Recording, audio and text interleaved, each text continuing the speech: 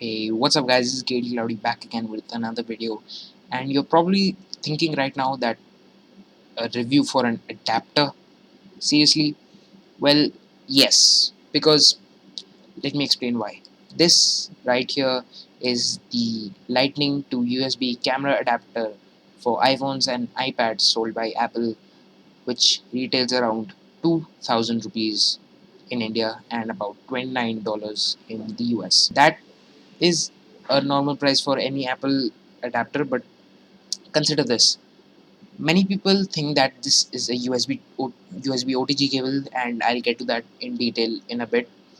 And also, there are many misconceptions about this product which many people are having. So, I think that it's fair to review this product, and I have used this for about 3 weeks or so, and I completely know what it can do and what it can't do, and also I've decided if it's worth 2000 rupees or not. So without further ado, let's find out if this adapter is worth the 2000 rupees that a customer has to pay. So let's begin with the packaging. I don't have the package anymore, I just threw it away, but all I have is this picture and nothing else. But what I can say is that it's just classic Apple packaging with, but the surprising thing is that nothing is in this box. There's just this cable and nothing else.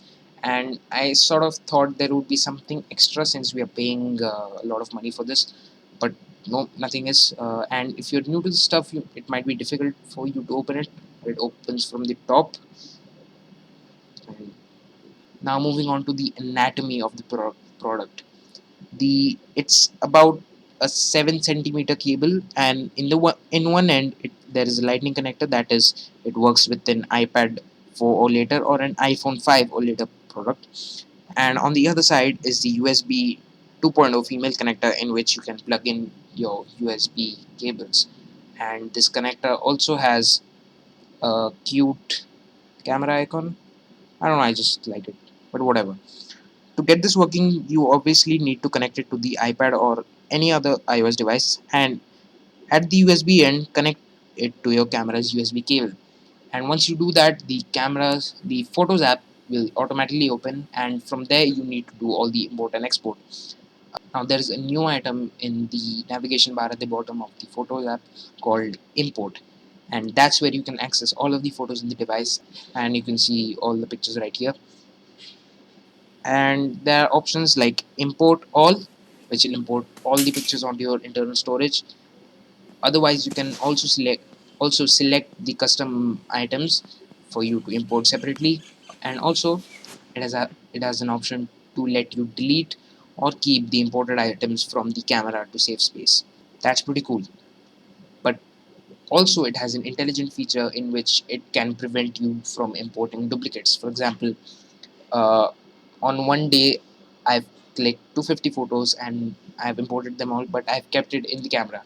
On the second day, I click about 30 photos, and without selecting all the 30 together, I can select import all, and it'll automatically detect all the other 250 photos which are already there in the device, and only copy the rest 30 photos and not again import all the 280 photos. That's, I think, pretty intelligent, and it gets a thumbs up for it. But is that it? What all it can do? Unfortunately, yes, that's all you can do with this thing for 2000 rupees. Many people thought, including myself, that you can plug in flash drives using the USB connector, but it doesn't work. And also, iOS comes up with a very convenient excuse to avoid this from happening. For example, I used a standard cruiser blade from SanDisk, and I plugged it into the connector, and it said cruiser blade requires too much power. Really, really, that's just. So one thing is clear: it can only work with mass storage file transfers for only with a camera and nothing else. If you try to connect even a phone and put it on mass storage mode, it'll say the same thing. Now, also one thing I'd like to address is the high price of this small cable. Is 2000 rupees justified for this small cable? Well, if you see it from Apple's perspective, you are not just buying a cable, you are buying extra features for your iOS device. You are unleashing the potential of your iPad or your iPhone, and for and you're paying for that. But for me, I just used it for transferring photos, my travel photos from my DSLR, and just sharing it on Facebook.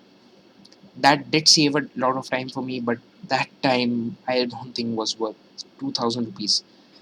So I would like to say that even if you're buying features for your iPad, it's not worth 2,000 rupees. 2,000 rupees is a lot of price for this small product, and I would say that if it was at least 1,200 to 1,500 rupees, that would be okay. And if but they had to keep that 2,000 rupees price tag, they could have added the mass storage and flash drive supports, which is just wishful thinking, and I'd never expect Apple to do such sort of thing. Either way, adapters suck. Don't buy an adapter. But the thing is, you can't live without an adapter if you're using an Apple product. That wraps it up. Thanks for watching. Hope you enjoyed this video. If you did, make sure to leave a thumbs up down below, and also subscribe if you want more of my videos, and comment what you liked about this video, what you think about this thing. And yeah, that's been it. Thanks for watching. I'll catch you guys in the next one. Cheers.